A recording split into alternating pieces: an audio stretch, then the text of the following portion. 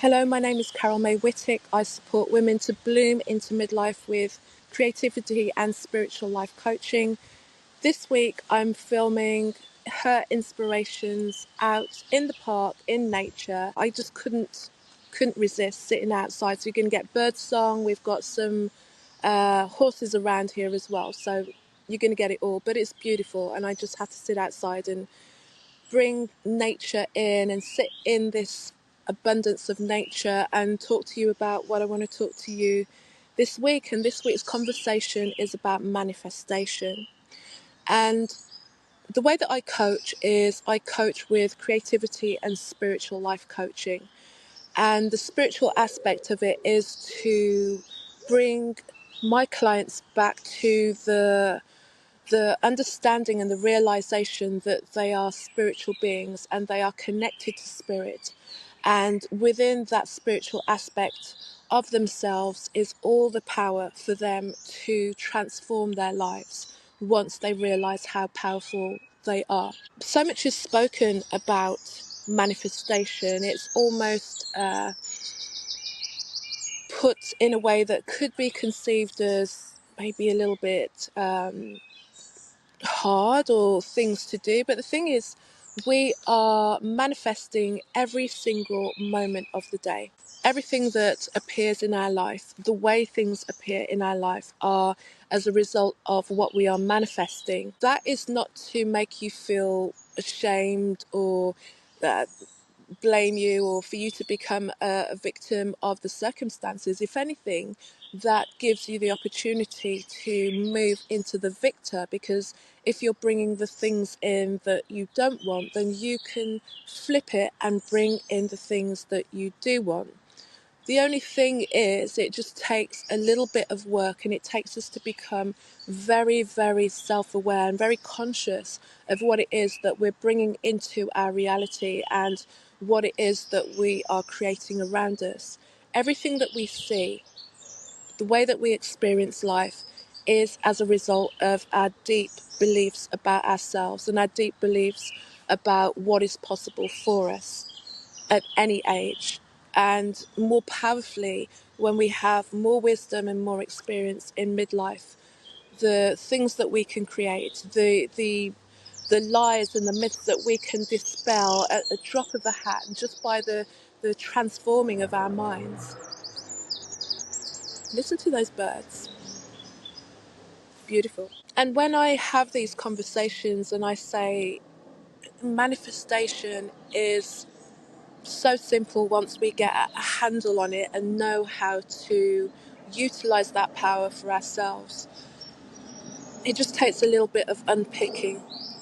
And that's when we really need to take the magnifying glass and really break down what it is that we believe about ourselves. And so much of what we believe about ourselves is so deeply buried that we don't even realize that we are manifesting this perpetual state that we're in. But we can pattern disrupt at any moment in time. Anything that's showing up in your life that you're not liking the way that it is can be changed by you.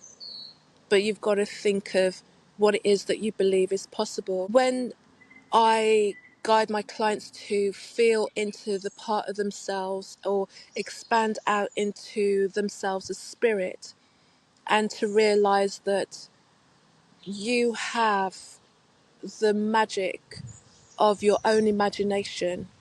Whatever you can conceive in your imagination exists on a plane. You wouldn't be able to bring it into your mind if it didn't exist. And the thing to now get through is the idea that if it exists on that plane, it can be brought into the physical plane.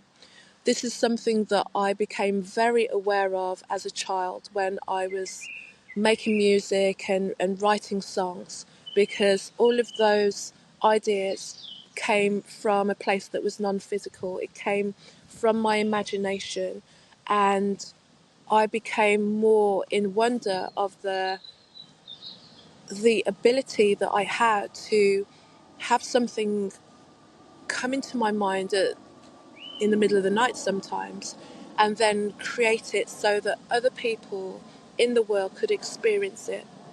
And you can do exactly the same. If there's something that is in your mind that you're dreaming about, the more that you can really see yourself in it and feel into it, the more that you will open up and bring that into your reality.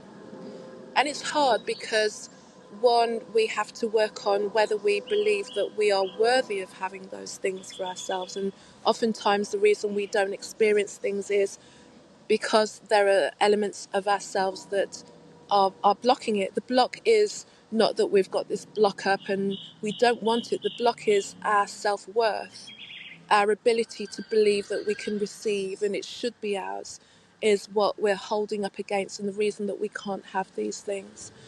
And I love to listen to stories of people's manifestations and what they've brought into the world and the way that they work, and the things that they've used, the stories that they've told themselves in order to bring those new realities into the physical and for them to experience. And it just fills me with joy, and it reminds me as well that so many things are possible. We all go through ebbs and flows in our physical life, and sometimes we allow reality to tell a story of this is how it's going to be all the way.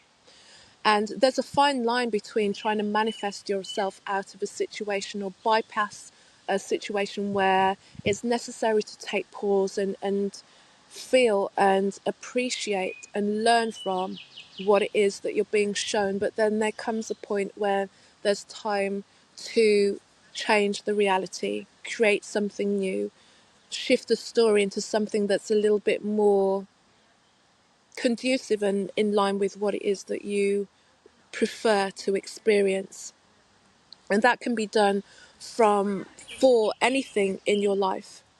And it can be done by believing, seeing, embodying, and speaking into a new space for yourself. And when I work with my clients, I really listen out for the words that they use that they may not even realize that they're using. And it happens to the best of us. Like I've said, sometimes we get caught in a story, caught in an experience that's physical, that keeps us there.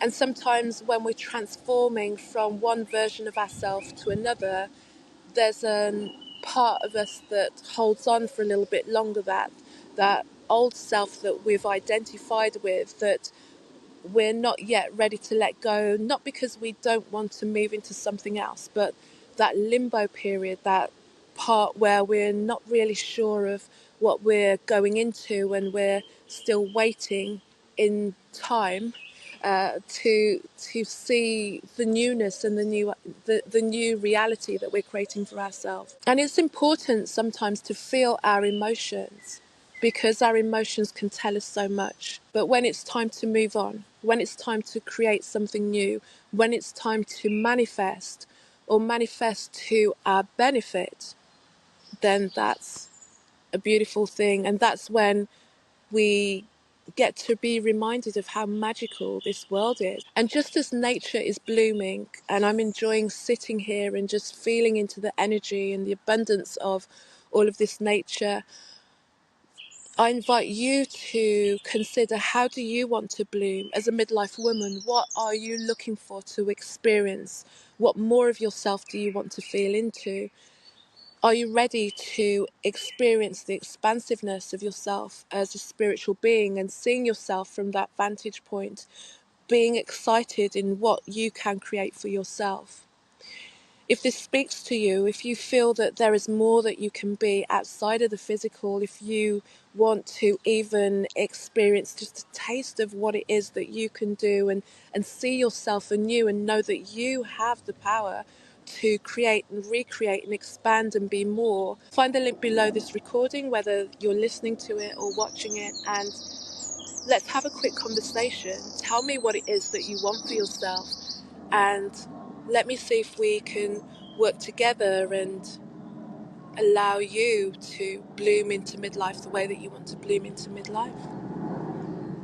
I've enjoyed this one. Take care.